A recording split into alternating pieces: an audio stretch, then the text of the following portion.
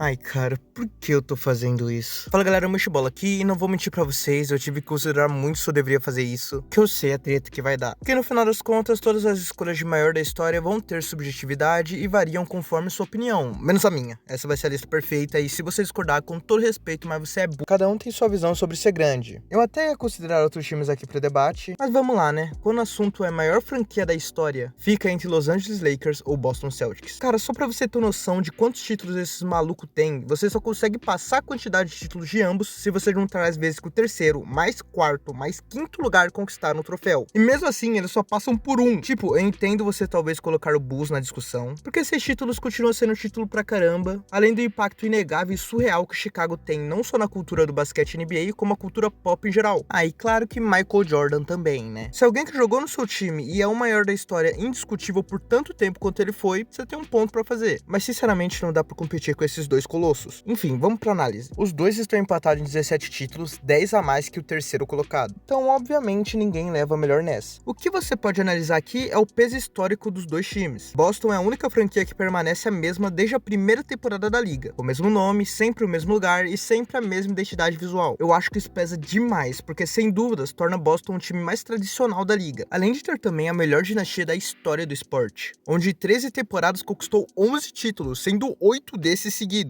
Ou seja, se Boston acabasse com 23 anos de franquia, ainda seria disparado a segunda franquia com mais títulos na história da liga. Agora, dando uma atenção para os Lakers, eles não são dos 11 times originais da NBA, mas eles também são bem velhos com todo respeito, já que eles perderam apenas as duas primeiras temporadas de liga. Aliás, você sabia que os Lakers ganharam a NBA na sua primeira temporada como franquia? Não só isso, como ainda Minneapolis Lakers foram a primeira dinastia da liga. Eles ganharam nas 5 das suas primeiras 6 temporadas. Ou seja, se os Lakers fechassem a franquia com 6 anos, eles já seriam empatados como a quarta franquia que mais conquistou a NBA. Então só por esse resumo você já consegue ver que temos dois pesos pesados aqui nesse duelo. Uma coisa que acho importante também é vermos quantas vezes os times foram aos playoffs, porque isso mostra quantas vezes as franquias tiveram entre no mínimo a melhor metade da liga. Os Celtics em 77 temporadas foram aos playoffs 61 vezes e não foram apenas em 16. Os Lakers têm uma pequena vantagem acima de Boston porque foram 63 vezes aos playoffs e só ficou de fora do grande palco da temporada 12 vezes. Outra coisa que Boston e os Lakers batem cabeça é em relação à quantidade de dinastias. Sim, a história dessas duas franquias é tão sinistra que são as únicas franquias nesse esporte que você pode dizer dinastias no plural. Enquanto os Lakers têm a já citada dinastia de Minneapolis, eles ainda tiveram a dinastia do Showtime Lakers com Kareem Abdul-Jabbar e Magic Johnson, e mais tarde ainda viria a dinastia de Kobe e Shaq, nos anos 2000, que até hoje é o último time em qualquer liga esportiva americana a conseguir 3 títulos seguidos. Principalmente as duas últimas são presenças obrigatórias em qualquer debate de maior e melhor time da história. Boston tem apenas, entre aspas, duas dinastias, uma com Larry Bird nos anos 80 e a do Bill Russell nos anos 60. Apesar de Boston ter uma dinastia a menos, acho que a dos anos 60 cobre por isso, né? 11 títulos, cara, isso é bizarro em qualquer esporte. Cara, agora vamos ver algo que pra mim é muito importante, jogadores históricos. Pra medir isso é bem difícil, já que tentei usar como critério números aposentados, mas isso também vai do além do apresentado em quadra. Tem muito sentimento envolvido ali e além do mais, os Celtics têm mais número aposentado do que sequer eu pensava que era possível. Só pra vocês terem noção, os mano tem um número aposentado que nem é um número, tá ligado? É o apelido do jogador. A história oficial é que o jogador em questão queria que seu número tivesse um legado maior e outros jogadores usassem, mas eu tenho certeza que ele pensou, cara, eles sabem que só podem usar 101 números, né? Tentei usar como métrica então quem teve mais MVPs pelo seu time, mas isso não mostra ótimos jogadores que mereciam ser MVPs, mas não foram por N motivos. E aliás, esse critério também ficou empatado. Então, para ter uma noção mesmo de quantos jogadores relevantes passaram pela franquia, eu decidi ver quantos jogadores ao NBA cada um tinha em sua história, já que mostra no mínimo ali que você tinha naquele momento o jogador top 10 antes da adição do terceiro time ou 15 depois. Cara, e algo que me surpreendeu bastante é que o Celtics não é nem o segundo time com mais seleções para a NBA, já que perdem até mesmo para os Sixers com 51. Aqui é onde vemos a primeira grande diferença, já que os Celtics tiveram 49 seleções para a NBA e os Lakers 66. Mas aí você analisa bem, e das 49 dos Celtics foram distribuídas em 21 jogadores, enquanto as 66 dos Lakers em 20. Cara, eu não aguento mais, velho. Como pode? Vou ter que apelar pro critério final, que é relevância histórica. Eu já toquei um pouco nisso quando eu falei das vezes que as franquias foram aos playoffs, mas vou expandir mais e quão frequente você foi campeão da NBA. Pra mim, essa constância, na verdade, é o principal critério. Ser um time relevante na época que seu avô, seu pai e você assistiu o esporte é um feito muito expressivo. E é aqui onde eu acho que os Celtics deixam um pouco a desejar. Apesar que no começo marcou seu nome em todas as décadas, 1950, 60, 70 e 80, os Celtics nos últimos 35 anos ganharam apenas um troféu, enquanto os Lakers ganharam até nos anos 40. Em 1950, não ganharam nos anos 60, porque ali só dava Celtics, voltaram em 70 e 80, novamente sumiram nos anos 90 e copam novamente nos anos 2000, 2010 e 20. A constância dos Lakers é algo bizarro e sempre marcado como timaço em cada geração para ser lembrado. Com base nesse critério final, acho que os Celtics não terem mantido o ritmo dos anos 60 fere bastante eles. Como vocês viram, toda a comparação entre os times acabava muito pau a pau. Também um critério, mas eu acho que é mais subjetivo, mas o Lakers tem muitos jogadores que estão